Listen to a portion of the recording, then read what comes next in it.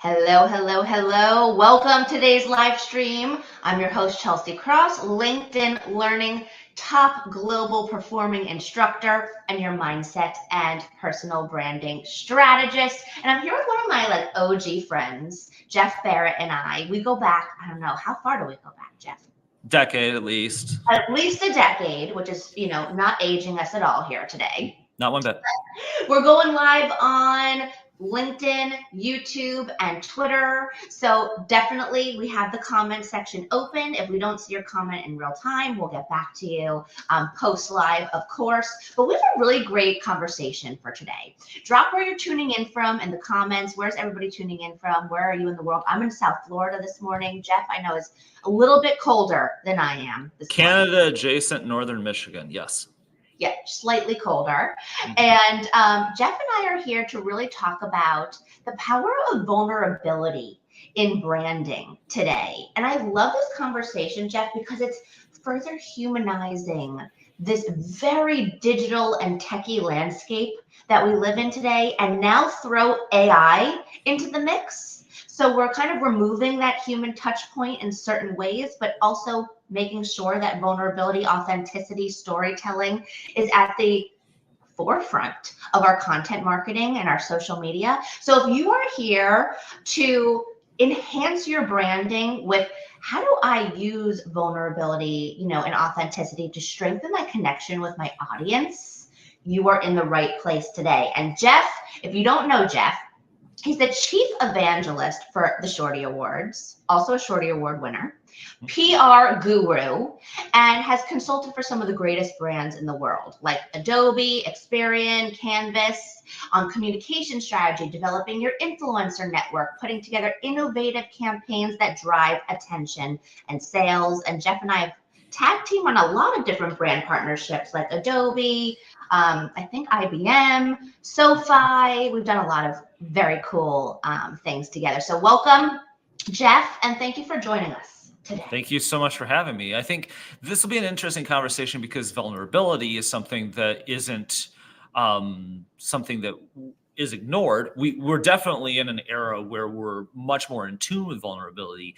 It's something that's talked about in personal branding. It's definitely talked about in self. If you're a fan of Brene Brown or Glennon Doyle or other podcasts, I mean, clearly you understand it. But I think applying this directly to the org and the brand is a little bit of a different and more meaningful conversation. Yeah. So, okay, let's define that, right? Because when we're talking about, branding, there's the personal brand, right? The Jeff Barret, the Chelsea Cross, if you're a solopreneur, if you are a coach, right? You are your brand, you are your business. And then you have the organizations, right? The Adobe of the world, the Microsofts of the world, the Shorty Awards of the world. And obviously branding is going to be slightly different. So Jeff, in the concept of vulnerability, can you break it down of there's the small nuances and differences for the organization versus the personal brand, depending on who's joining us today? Well, I think for the brand, I mean, I think it's pretty self-explanatory for the individual, right? But for the brand, there are layers to anything, right? I think there are processes, right? And I always used to laugh when we were at conferences and you'd get buzzwords, right? You'd have someone who would say digital transformation and you'd be like, oh no, I've heard digital transformation too many times this weekend, right? And there's always a buzzword. There were buzzwords at South by Southwest, But when we're coming to a conversation about a brand, you have a little bit more work you have to do. Because you not only have to make sure that the messaging is in alignment, you have to make sure that the organization is in alignment with the messaging, right? As a person who works in comms, it's very easy for me to come up with messaging and narrative and external and internal comms that, have vulnerability. But you have to put that into practice, and that has to become a learned and trained and practiced muscle that you can work with. So there's a lot of back end work that has to be done, fortunately or unfortunately, to make sure that a brand appears vulnerable. But when we're really talking about it in the context of like, what does that look like externally? Mm-hmm. Again, this comes back to a little bit of my comms background, but what you want to be able to do is, and I think that I forgot who said this, and it's probably a lot of other people who said this, but you want to be working on things at times of peace, not in times of crisis. You want to be creating goodwill rather than being reactive. You want to be proactive. There are good examples of, like for the audience that's on Twitter X right now, Wendy's did a really good job of creating goodwill so that if any, and a great brand on that platform. So if there ever was a bad scenario or something that, didn't go right for Wendy's, that was a vulnerable brand that could be honest with you and talk to you. And you already had some goodwill with the brand. I would also kind of go very old school and say that even 10, 12 years ago, Domino's probably was one of the first brands that was very vulnerable in their advertising, where they finally just said, hey, the pizza sucked for a while, but now it doesn't. So, I mean, you can be as overt as that, but vulnerability is really just trying to create better and deeper connection as a brand with your audience, because especially if you are in industries that are similar, right? Like automotive, beauty, healthcare, insurance. Think of all the conventional brands that advertise a lot on TV, right? They do that because the product is similar, but really it's the feeling, right? So if you're wondering why you've seen 17 State Farm and Progressive ads in the same hour, it's because you need to connect emotionally, with that brand. And so that's part of shifting the strategy from attracting through humor or attracting through dictation, and more so attracting through vulnerability and community. If that makes sense. Yeah, absolutely. And I think, when I think of the difference between an organization like an Aflac, right, corporate, or versus a personal brand like ourselves, right, the one thing that you'll have to deal with in the organization or in the more of the corporate environment is compliance, right? What you can and can't do, what you can and can't say, especially if you're in finance, right? So much compliance, any legal, right? Medical, and the tech and health, so much compliance. So as long as you understand your compliance barriers, boundaries, right? And then how you can thrive within those boundaries, great. But for everyone who's here who gets to control their own narrative, which is that's why personal branding is so impactful. As your self, right? Your personal brand, your professional self, you get to control that narrative. So it's really exciting when people come on the scene, right? Like, oh my God, I'm blanking on her name. You just said it. Brene Brown, Glenn Doyle. Thank you, Brene Brown. The queen of vulnerability.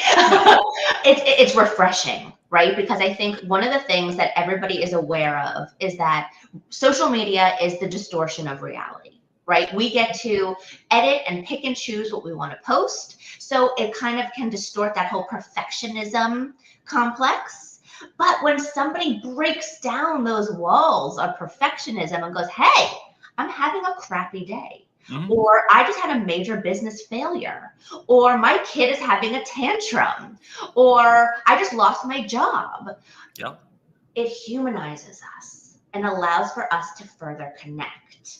And I think that's where the strength in vulnerability is versus that I don't want people to perceive me as weak or as a failure. Yeah. And I feel like that's been a big shift really just within the past few years. Would you agree? Oh, no, you're absolutely right. I mean, we learned a lot by one simple tweet from Elmo, just asking how people were. And, that was telling. No, you make a really, I don't want to disregard the first part of what you said, which was that if you're working in finance or healthcare and you have the compliance, disclosure, a lot of different things, there are limitations, right? Personal branding was so much easier. And, we as elder millennials grew up in a really interesting time in which there weren't a lot of people in our spaces who were focused on personal brand. Right. So it allowed us, there's this interesting through line, like in this podcast I'm doing with the Shorty Wars called It's No Fluke, which shameless plug number one.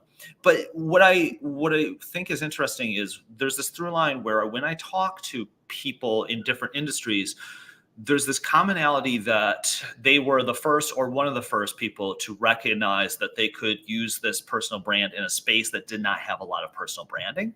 Mm. And again, that's just a quick aside because I think that was interesting.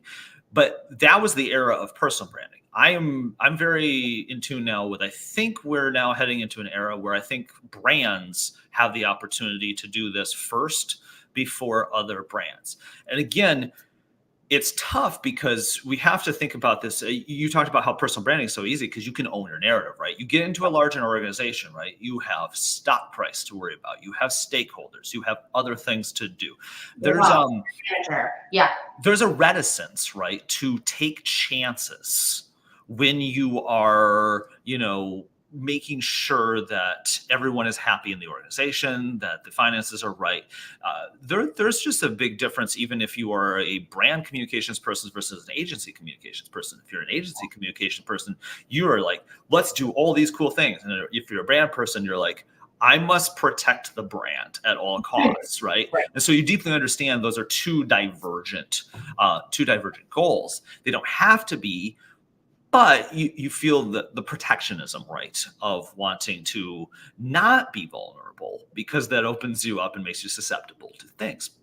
Where I'm coming from, I think on the brand side, is that I think we have opportunities, or at least available opportunities for brands to connect deeper, to not have to appear that they are perfect, to allow for some of that imperfection and vulnerability and honesty to come into the messaging.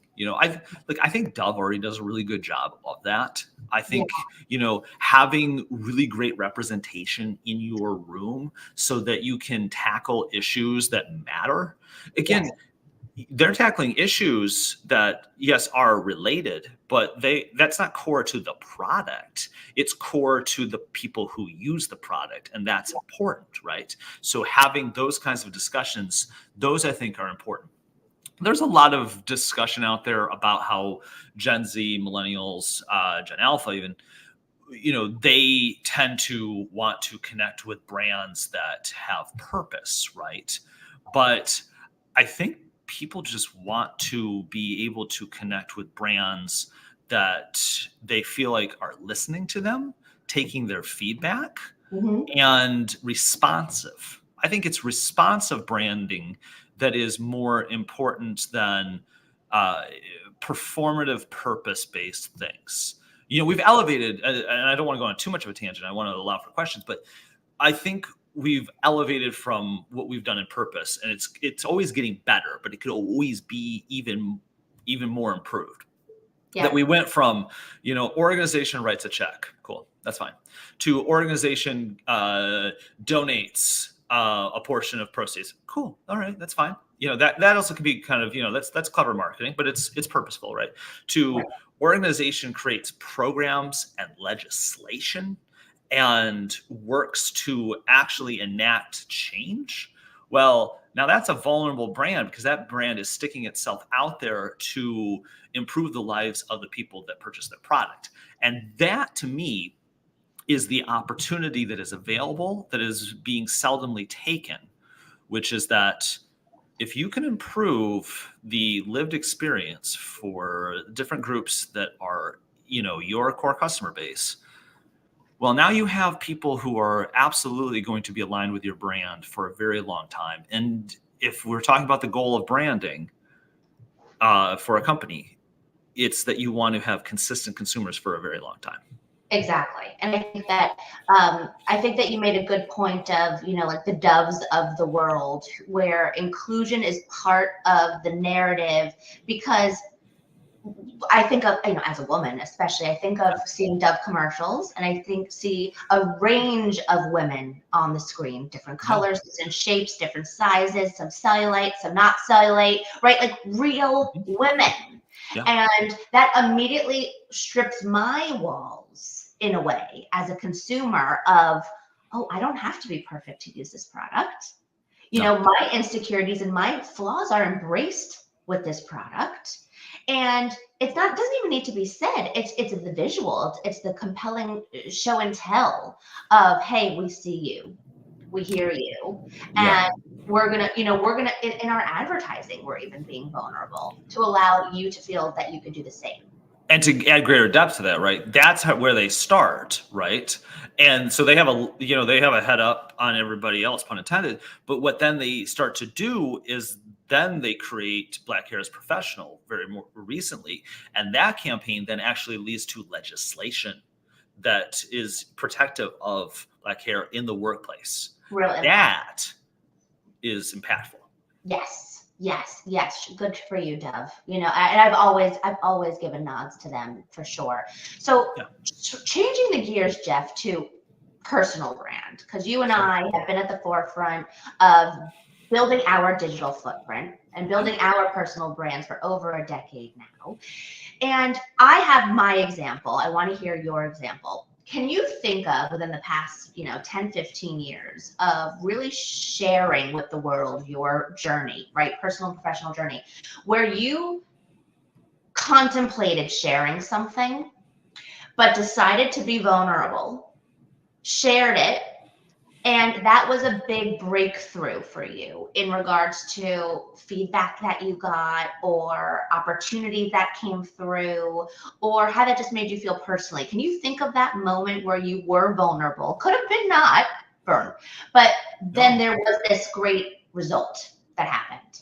I don't know if there's like a singular great result, right? But I think there's something that's very helpful in, I think when you first get into personal branding and you're in your 20s, right? That you are trying to, and I think this is going to be just true for, it does not matter. I have this very running belief that we define generations, but really if you're in your 20s, that's kind of a similar experience, whether you were a boomer or Gen X or anyone else. Like the technology has changed, but your life experience, maybe you might. Yeah, maybe you might have had more student debt. Maybe you might have had different factors, but generally speaking, stage of life, that you are going to want to project confidence.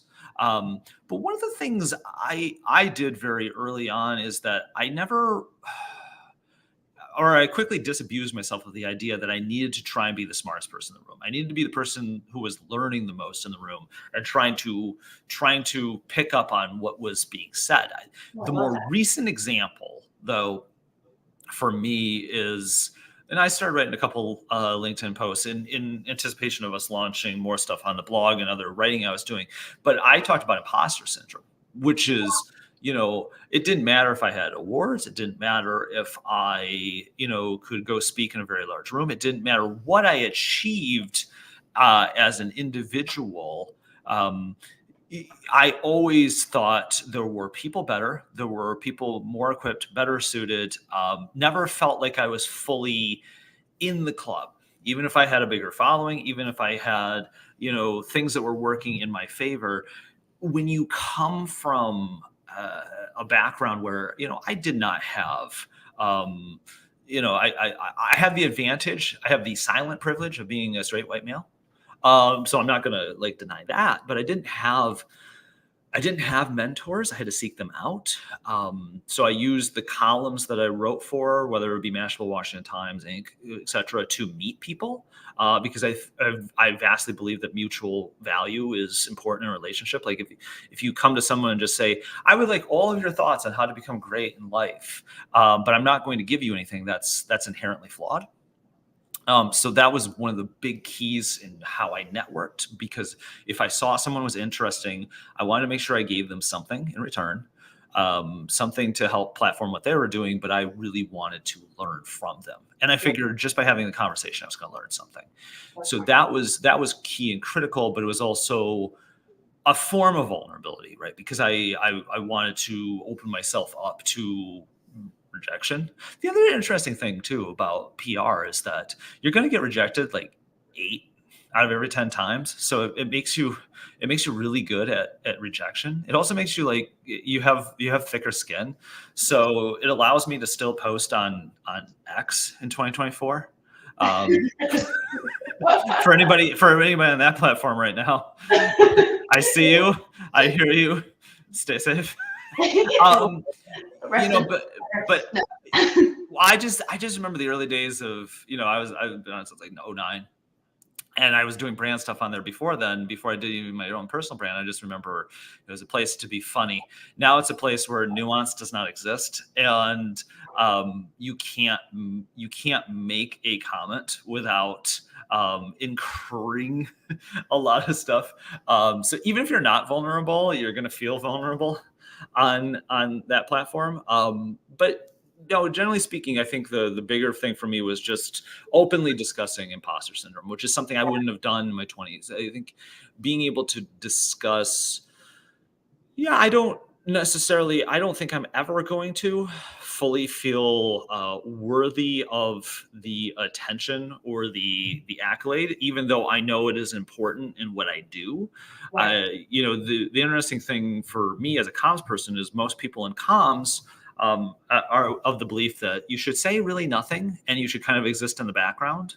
I'm divergent in that I'm very willing to say things, and I'm very willing to have an opinion and take a few more chances, because I think I have a running philosophy that you kind of set the line on content of what people can expect from you. And obviously you want to be a kind person and you want to be empathetic, but I think you can have real conversations about real topics.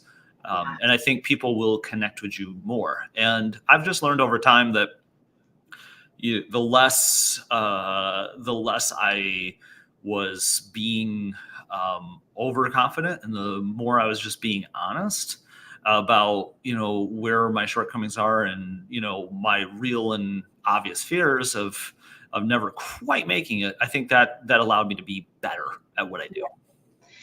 It's refreshing to hear that other people, especially even at your level, Jeff, because I mean, you've written for every big publication, you've worked with the Fortune 500, Fortune 100 brands, that you still struggle with imposter syndrome at times, allows everybody else to go, okay, like, I'm not alone, or okay, I think I read or heard somewhere, and it's going to bother me that I can't remember it right now, but if you don't, the saying was, the true experts have imposter syndrome.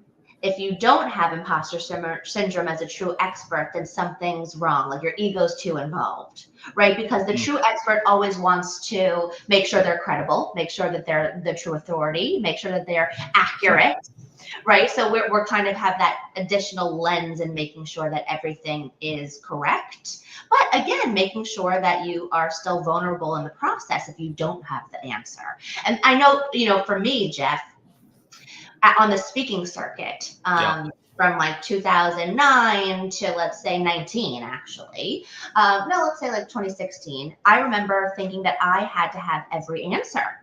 I had to be the ultimate expert on all things marketing to millennials, influencer marketing, brand development, right? And I was the ultimate authority. I was supposed to have all the answers. So I was never allowed to have a failure moment or a flaw, right? Or make a mistake. And I had this incredible aha moment that I'd love to share with everyone, because I do believe it was my awakening to the power of being vulnerable. In 2016, I had my most epic business failure. I was on a joint business project. We were doing digital marketing production company out in California. Long story short, that business came crumbling down. I felt like a super failure. It lost personal investment, friends and family investment, investor investment. I mean, it was really a big stab in the chest. I was then asked to speak at Grant Cardone's first 10X Growth Con. And when I got that inquiry, I was still really marinating in that failure, really still mulling over how how much that fear was weighing on me, and how I felt like I felt like a total loss. I felt embarrassed. That's the word. I felt embarrassed of this failure. I said yes to 10X Growth Con. And while I was on stage, I just had this moment of, you know what? And if you watch the clip, you see me take this pause on stage. And in that pause, I went, you know what? Screw it. I'm going to be honest here. Yeah. About when I realized my personal brand was my absolute strongest tool, because even though I had that failure, my personal brand was still fully intact. My expertise was still intact. My content was still consistent. And my personal brand was like this cushy landing, this cushy landing pad after this failure that not even people realized that I was having this failure, because my personal brand was so live and well. And, I was still trucking along doing Millennial Talk and on et cetera, et cetera. My personal brand was what literally, saved me in that failure moment. And that's when I realized the power of personal branding. When I got off that stage and, I shared more about the failure, that's what people came up to me and talked about. They talked about me being vulnerable on stage and how inspiring it was to hear about someone's failure and how tough it was, but what my learning lessons were within the failure. And that changed the game for me of like, okay, no one's perfect all the time. People have failure moments. What makes the person is how they come back from that failure moment. What did they learn from that failure moment? What did they learn from that challenge? Where was the breakthrough? Right? And everybody, all the Mark Cubans and Damon Johns and Gary Vaynerchuk's of the world and Oprah, right? They're going to tell you that they had their challenges, they had their setbacks, they had their failure moments. So all of us deserve that too. Right? Yeah. I mean, it's tougher. I mean, you and I both started very young in this space. And so we're learning on the fly. But the interesting thing too is, especially if you're slightly public, like, your success is public, your failures are private. And they stick with you. One of the most often asked questions I ask with podcast guests and just people in general is, how have you felt when the dopamine rush goes away of attention, right? Because I don't think everyone sets out to get attention solely, right? There's a motivation behind it, right? When you're personal branding, you're trying to make sure that you are creating thought leadership in your field. You're trying to make sure that you are thought of before others, just like I would say that you're trying to make sure that, you're State Farm or Progressive, that you're trying to be thought of in, before somebody else in your field. But there is a true point, right, where, and I've talked about this, I've been vulnerable about this too, where, when you reach the highs, right, of being on stage and winning awards, and the lows of, I haven't added a new client in 3 months. Or, I've talked about this on podcasts before, right? I was way too young and way too unqualified to almost get a show on USA Network when I was like 23, 24. And I'm so glad that didn't happen, right? Because I would have been a far less balanced human. Who would have just been thrust into something and not learned the necessary skills to build something sustainable.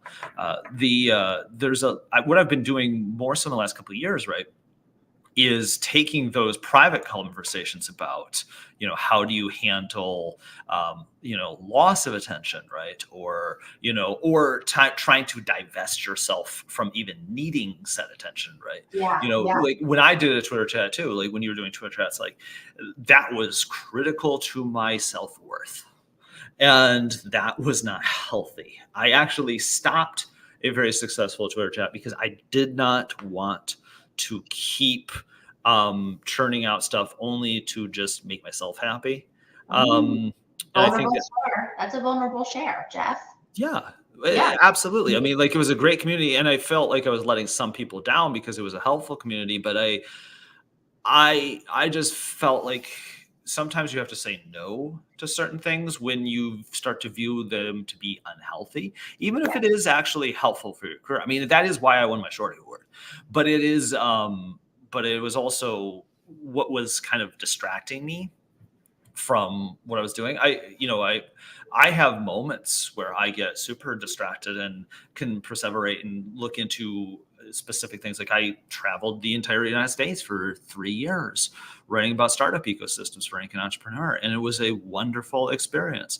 I was also like really not feeling well, and when you travel like 200 plus days a year, you're not really taking care of yourself. Yeah. So, I've vacillated right between overly ambitious and pulling back. And, what I've eventually came to a logical conclusion was do the things that make you happy. And again, this is absolutely coming from a place of privilege now in my career, right? But do the things that make you happy and don't try and be in competition with who you think are, in your same space. Just own the space that feels authentically good for you. And, that you don't, have goals certainly, but I've stopped trying to, be the headliner. I'm fine with being somewhere in between. And you know what? And that's definitely, I feel the same way as well. And I think, after doing it for 10, 15 years, like we feel like, and some people might be in that chase right now, right? You want the headline, you want the quote, and that might be where you are, which is also great. But just what's the intention behind it, right? Is it just to be seen? Is it to be relevant? Or are you attracting brand awareness because you want to have, like, I think that it boils down to intention. And tell me if you agree, Jeff, right? Like what is your intention behind wanting to do the Twitter chat or to be on the Today Show or to get that article, right? If the intention is clear and the goals aligned, then that's great. And, you could be different. Your needs could be different throughout your career.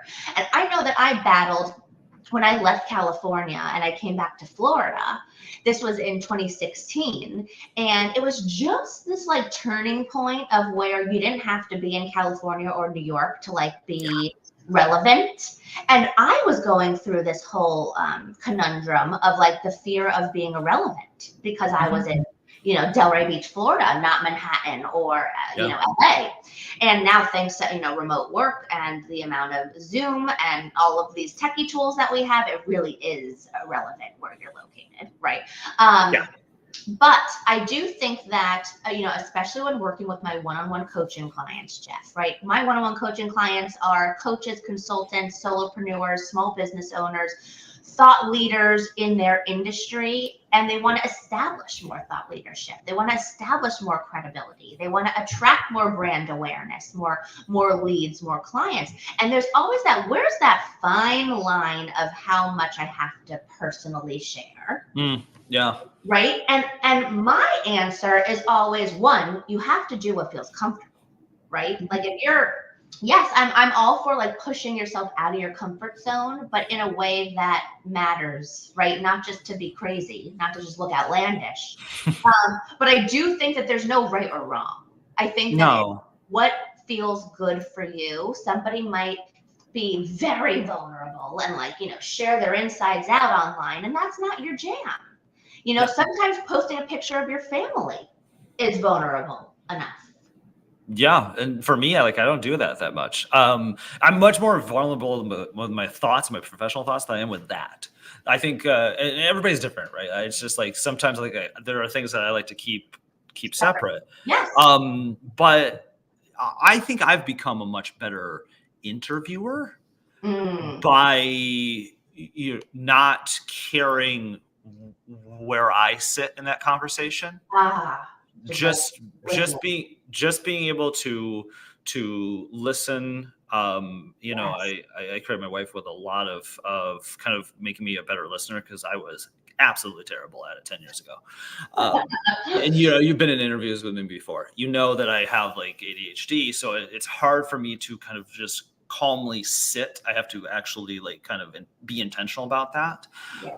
So, what's made me a better interviewer is asking the questions with more depth because I'm thinking about that depth and rather than what clever, witty thing I can say next. Mm-hmm. hmm I think that that is, oh, now that you've said that, Jeff, you really have evolved in that way. So, Thank you. kind You kind know. yes, you were Mr. like one liner, what's my witty punchline here? And I like, yes, Well, you yeah, evolved. You have yeah. evolved. Well, Yes. and the one thing I don't talk about it a ton, but the reason I got on Twitter in the first place and why I unfortunately grew my biggest platform there Yep. is, you Ditto. know, I grew my biggest platforms on Vine and Twitter, so we can't all be winners. But what I did was a parody. The entire first like 2.5 years of me on Twitter was that I was a fake marketing expert, in the sense that, like, yes, I knew things, but I was absolutely kind of trying to do satire Right. and give out advice of, like, if somebody tells you to sleep 4 hours a day, I'm going to tell you to sleep 12 hours a day, right? I was trying to do like anti-hustle culture jokes. I was trying to do all these things. And I mean, Just a little shock value. Right. yeah, so Yeah. I was trying to be funny. I named my Twitter chat in a way that was funny in design to make sure that people, were in on the joke. But what I what I laughed at the most is that I would start getting included on lists of like top marketing experts, even though I was like, I'm like, I'm making fun of this, right? I'm like making fun of like the entire industry of like, overly self-promoting, right? And then the weirdest part is that, and this is probably the most vulnerable thing I've ever said, is that I became it. Because then I started to get the attention and the accolades. And then I was like, well, this is nice. So then I started to become the overtly, self-promoting person for a few years. And now I've reached a point where I'm very happy to just do the projects that I find valuable, Yeah. having the conversations I find valuable. And, like, don't get me wrong, right? I want to be very honest when I'm looking at the camera, right? That I'm still doing things to make sure that I run an effective business and that I'm a good steward for the short awards and that I'm, working, well for brands. And so there is value in doing interviews and going on Yes. TV and creating content and all of that. But now I'm doing it with an intention behind, where it's, how do we put better things in the world? How do we create better content? How can I make a greater or even partial impact in the world, rather than just how do I, Self-serve. how do I get a house with a few more bedrooms? Like, who cares? Yeah. And I think that's kind of, to not be, in the oversaturated words, but to come from the place of service and sharing value. Yeah. In a conversational way. And I use the word conversational versus, like, I always say you could speak like a billboard or you could have a conversation. Mm-hmm. And we are all craving conversations today. And that's going back to humanizing our marketing, communicating through story, sharing vulnerable moments, peeling that onion of perfection back, because there is no such thing as perfection. Yes, No. you can be a credible expert in your industry and sprinkle in some humor and sprinkle in some breakdowns for breakthroughs. And for the people listening who are like, okay, I know that I need to get a little more authentic and vulnerable in my content or in my story sharing, but, like, where do I begin?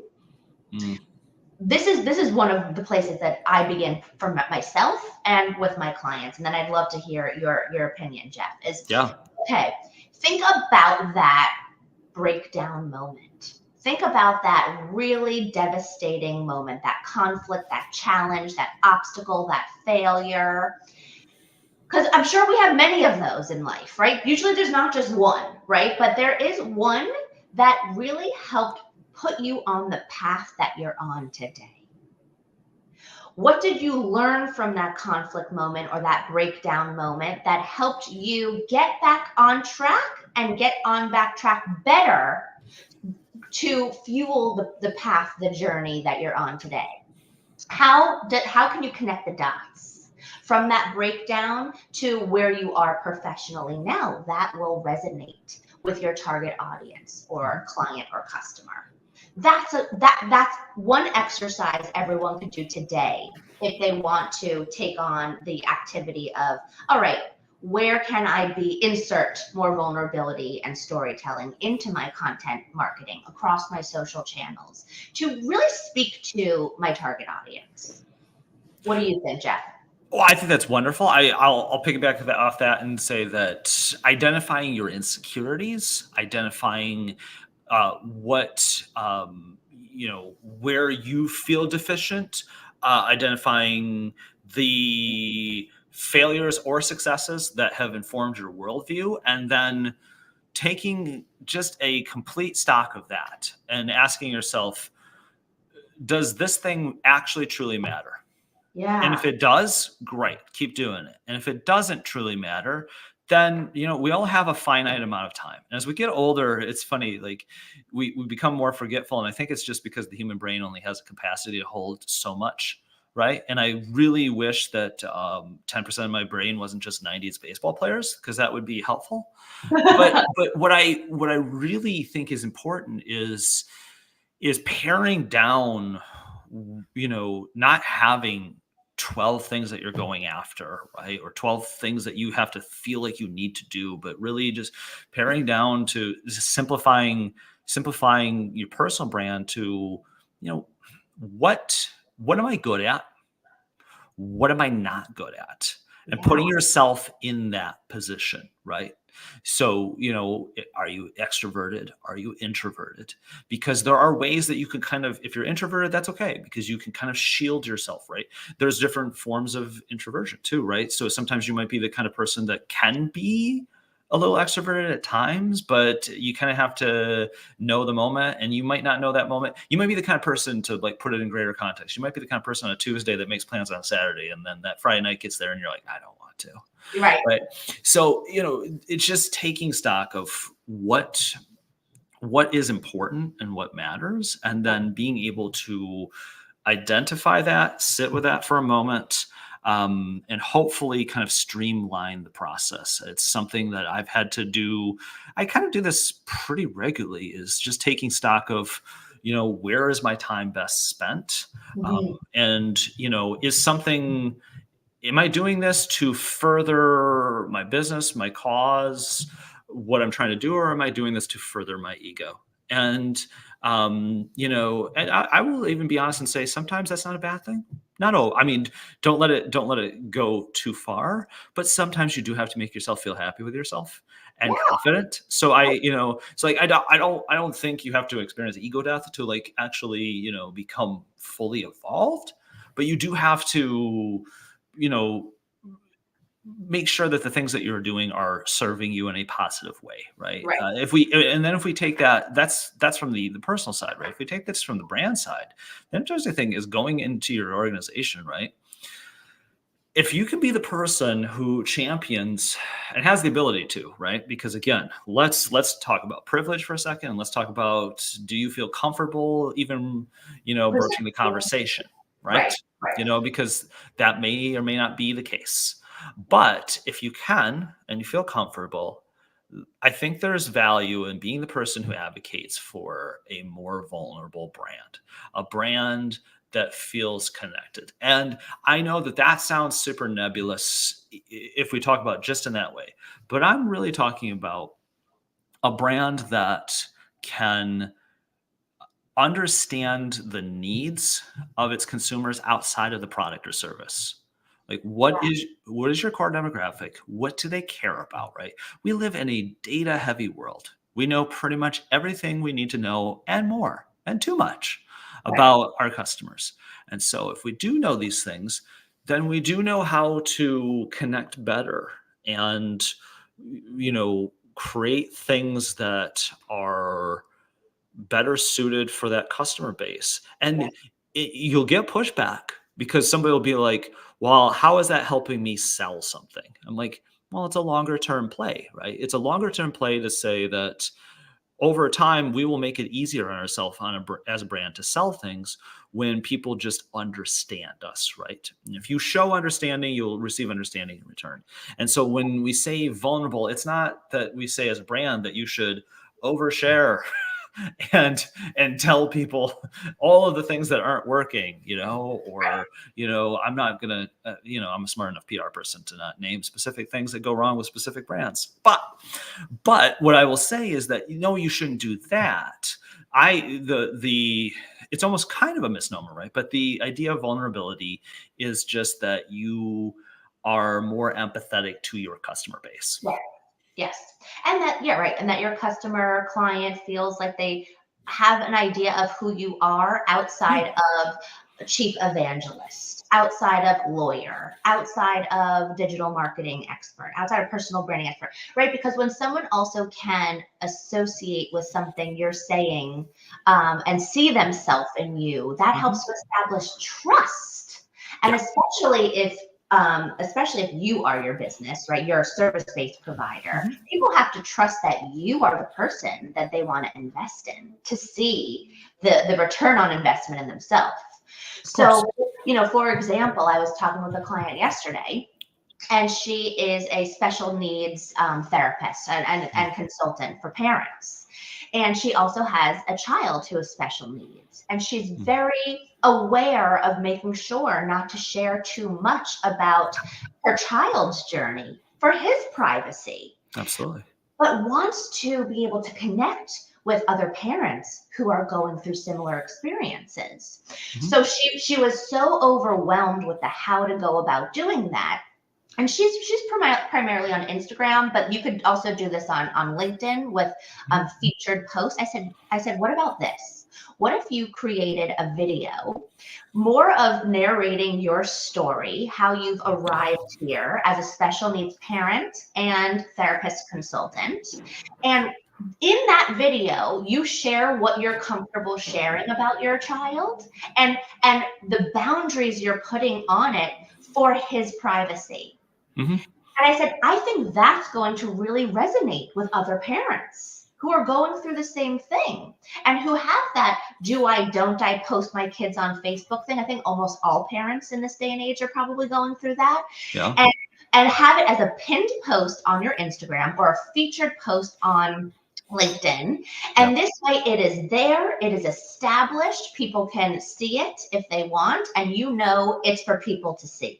And this way, when you go create content, with the boundaries in place, it's very well known from that pinpoint. And when she had that awareness of, oh wait, I can set the boundaries and share the boundary even in a video. And that's where I think where video marketing is really compelling, right?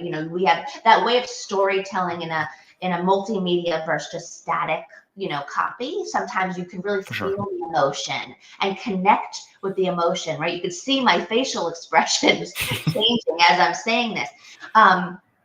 That gave her, was the click that she needed to overcome the challenge to then create content that felt comfortable for her. Yeah. And that's something that we can all do today if we wanted to. Right? How are you going to set the precedent of who you are, what you believe, what you value, and what your boundaries are, so that you can, in a way that feels authentic to you, where you are being a little vulnerable and sharing those boundaries and establishing that's what content you can expect from me. Yeah. I think that's incredibly valuable. I think that, I alluded to it earlier, right? It's a common, you set the line. It's a common term I use in comms that, you establish where the conversation goes, what the tone and tenor of what you talk about is. Yes, where the boundary is. That's very important in this specific example that you're giving. The other thing too is one of the other points of vulnerability, right, is the more you put yourself online, that you will get comments, and not all of those comments are nice. I have been very fortunate. And I think this comes again from a privilege of what I look like and who I am, to not receive as many negative comments as the next person. Although I certainly don't shy away from topics, and I've certainly invoked a mob or two in my day on social media, but never, and so it's funny. It's like usually with something mildly benign where I'm just satirizing something that I think is absurd. Mm. But one of the things I've noticed over time too is, again, whether it's travel Instagrammers or TikTokers or people that I've talked to, recently in the podcast, is just, even if you are setting that boundary and setting that line, I just want people to be acutely aware that doesn't mean you're not going to get some weird DMs, some weird Yes. messages, some people that are telling you that your lifestyle is incorrect or It's wrong. wrong. Right. The one thing that always baffles me is when people do it on LinkedIn, because your face and your job title are attached to it. But I mean, we do live in a very polarized state of communication, where Yes. I think we've never felt more comfortable to tell somebody that they're doing something incorrect.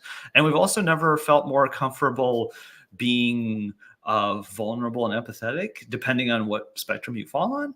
And I want to be mindful to say that, like, this conversation can be wonderful existing in a vacuum, but when you put yourself out there, you will incur more.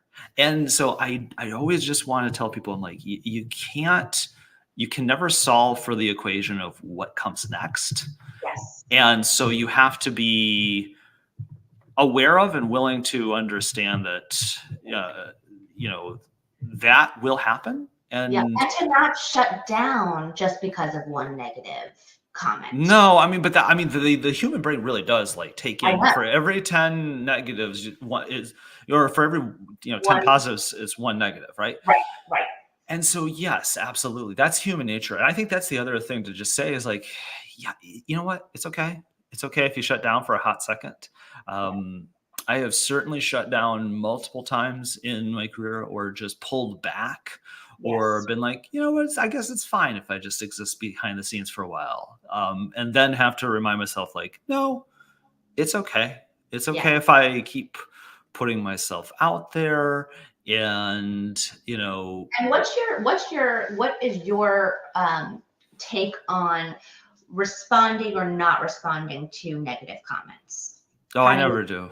I never do. But I mean, that's my own personal preference. I don't want to tell somebody how to respond to their lived experience. That's Yes. just something I would never want to do for me. So I will just share my own example. And this again comes from a trained comms background. There is no perceived value in me doing that. There's no value in, if I say something and then you say something absolutely absurd about me, that I should then validate that. Mhm. So I kind of let that sit out there, and I'm like, that is your comment. That is what you've thrown out there. Let's just we'll agree to disagree, and I'll let that be.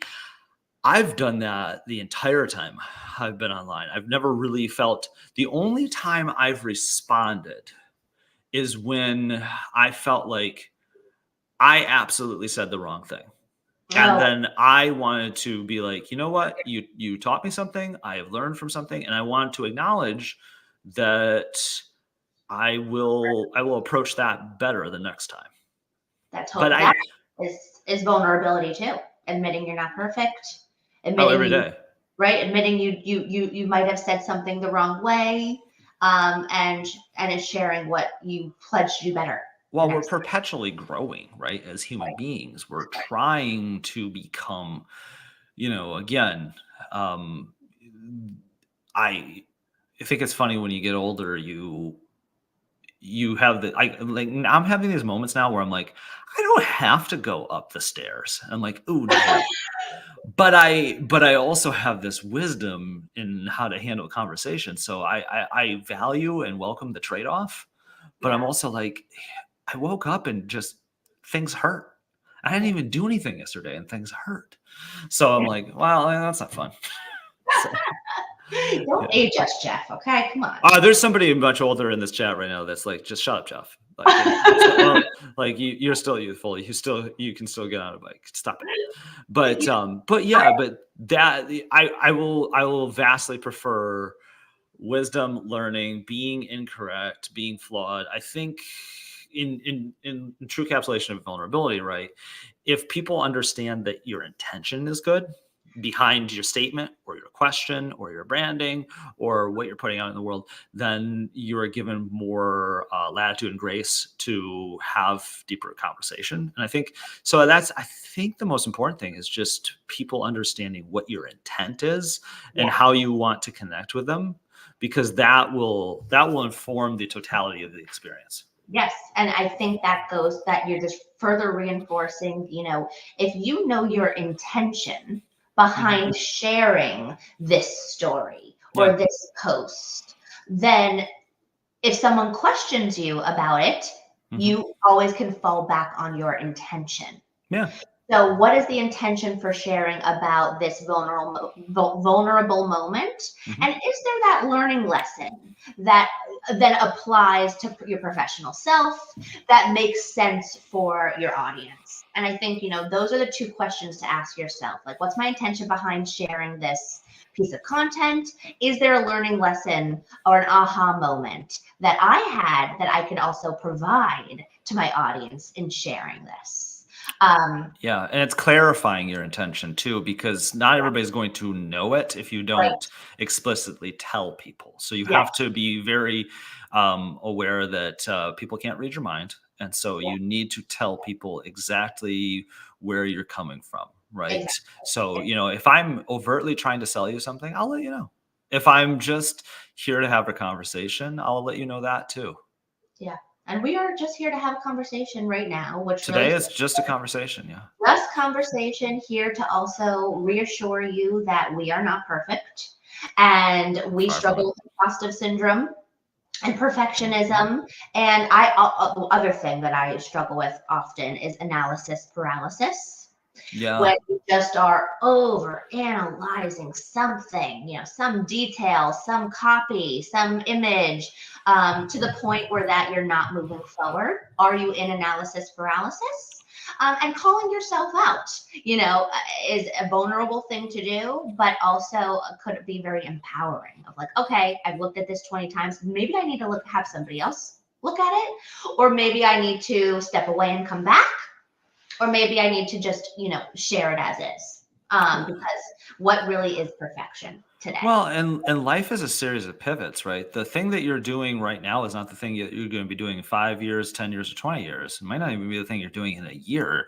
Yes, the core of who you are is, but like Chelsea, you started young. You were doing a lot of wonderful work with millennial specific things, right? That can only be done for a finite amount of time, right? So you have to make pivots too, and also that had to have just been exhausting because millennials are not a monolith, right? Yeah. So trying to always advise people on an entire group that is incredibly divergent is not easy. I've had brands myself too that are tricky, right, to communicate. So Yeah. And I think it's as long as you know that there's an ebb and flow to storytelling and, being aware of timing and time and place. I do think in conclusion to this conversation, which has been really refreshing, and hopefully people had some ahas and inspiration for how to go about being more vulnerable in your content across social, to create more connection, to nurture true conversations,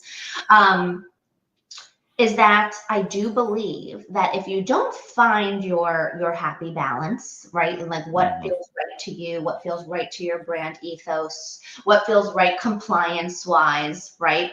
Yes. Once if you don't go about doing that, then I do believe that it's going to be harder for you to pop through the clutter. I do believe it's going to be harder for you to stand out from the competition. I do believe it's going to be harder to establish your thought leadership that acts like a magnet for more opportunity, because people who are inviting people on their podcasts, on their live streams, on their email blasts, they have compelling and dynamic stories, not just facts, not just stats, not just product billboard placement, right? People want to have interesting, thought-provoking, mind-bending, difference of opinion type of conversations. So finding your happy medium of where you feel comfortable being vulnerable, I do think is something that's very much worth exploring if you really want to stand out from the very cluttered online landscape today. Oh, it's incredibly cluttered. The thing that gives me optimism, right, is that if you look at algorithmically based social media like TikTok, right, is that you don't really have to curate a feed as much as you just have to create one or two really great things, right? And then you can start to build off of that, right? Now that makes it challenging too, because it might be it's almost like it's easier to get in, harder to sustain, but there's an opportunity for telling people how to figure out how to sustain that. But I think, in this conversation, to encapsulate it's mostly, the advice is mostly reading between the lines. We're not overtly giving you specific advice because we don't know every single one of you listening.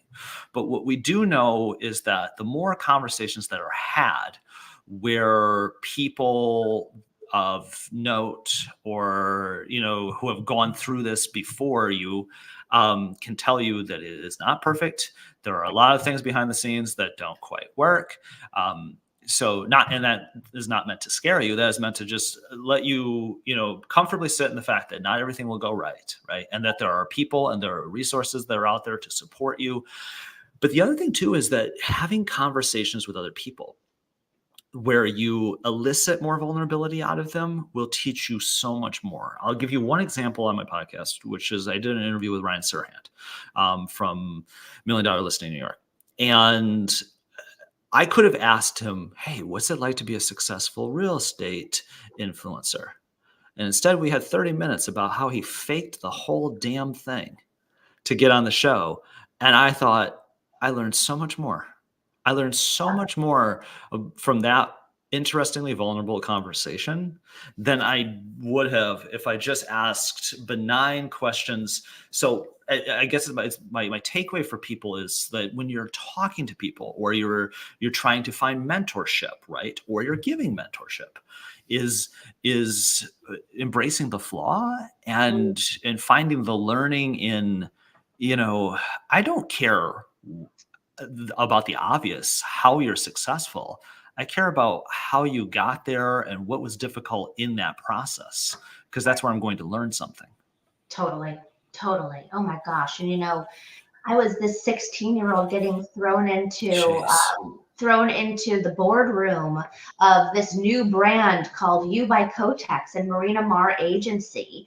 And I was 18 actually, and they were looking to me as the expert on all things millennials. And I remember sitting down and saying to them, well, I'm 18 years old. I've been hosting a radio show for the past 2 years, catered towards millennials, crowdsourcing for millennials, speaking to millennials. I could tell you what I've learned from the show. I could tell you the current mindset that I am in as a millennial. Sure. But I will not be able to bracket millions of people into 3 adjectives, right? There's no such thing so that also goes to really understanding your audience, right? And the more you really understand your audience, you could really speak their language. And that's a whole nother topic, that would, really understanding who your avatar is so that you're speaking to them directly, so that your vulnerability also resonates with them directly. Yeah. Okay, I cannot believe we've been talking an hour. That was such a fast hour. I can. It goes by that quickly usually. I always say why can't the treadmill go that fast? Any last thoughts, final words of wisdom, Jeff, in this vulnerable topic of embracing vulnerability in branding. Any words of wisdom you want to leave us with? I think I think it requires confidence to seek people out. So wanting to hopefully give you that confidence, right? To seek out conversation. You just learn a ton from people who have gone through similar experience. I think I found the most value in my life of talking to people from a variety of different industries and a variety of different backgrounds to inform what my what my worldview is, what will help me navigate my space better. I think being insular makes it very difficult. And my advice on sharing vulnerability is that doesn't always have to be external, right? Those can be in just internal conversations. This can be in organization. This Yep. can, being able, it's sometimes just being able to speak up. And again, I say that again from a position of privilege that will not always occur for you. That is an unfortunate occurrence in the work world, right? Yeah. But if you have the ability to do so, take advantage of it and try and create better relationships, better brands, better everything by just getting deeper in that conversation, and not in and I will only say too, not in a performative way, right? This has to be genuine curiosity, right? If you're not genuinely curious, that's okay, right? You will be genuinely curious about something, right? Mhm. So find the things that you are curious about and the things that you want to share about, and also most importantly, you don't have to walk around with a chip on your shoulder to be successful. That's something that took me a long time to learn, because I walked into a lot of rooms with people with Ivy League degrees, and I had a 4-year degree from an online school. And again, that comes back to imposter syndrome, that you don't need to be constantly proving yourself. Yeah. I love that. That is such a great final note there. And I'm going to echo something you said earlier in our conversation of, more listening or asking questions. One of the things that I'm always blown away by is how little people ask questions. And how else can you really get to know somebody or get to know more if you're not asking those questions? And those questions don't have to make you look like you don't know the answer. It's because you want to know out of curiosity, out of intrigue, out of getting to know someone more. And I will go out with a group of people and start asking genuine. I just love asking questions. And people who have known each other for years don't even know that about each other. And it's like, well, what are you guys talking about? The weather? For how long? For years? Ask each other questions. That always is a great Kickstarter to learning more.